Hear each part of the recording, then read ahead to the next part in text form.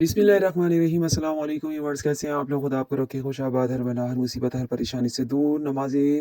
सुबह, नमाज फ़जर क़ज़ा ना होने का कुरानी वजीफ़ा। अगर किसी शख्स की नमाज फ़जर किसी भी वजह से क़ज़ा हो जाती है और वो चाहता है कि इसकी कोई नमाज फ़जर कभी क़ज़ा ना हो, क्योंकि नमाज की पाबंदी और कुरान की तिलावत रोज़ाना करने से इंसान रहता है पुरसुकून और परेशानियों से दूर, और परेशानियाँ खुद ब खुद दूर होती चली जाती हैं। चाहे परेशानी कैसी भी हो, किसी तरह की भी हो। इसीलिए नमाज और कुरान को शामिल रखिए अपनी ज़िंदगी में, तो बनेगी कामयाबी आपका मुक़द्दर। आमतौर पर नमाज ज़ोहरैन और नमाज मग़रिबैन तो अदा कर दी जाती है, मगर नमाज फ़जर अक्सर क़ज़ा हो जाती है। तो अगर आपके साथ भी ऐसा है तो करें ये कुरानी वजीफ़ा।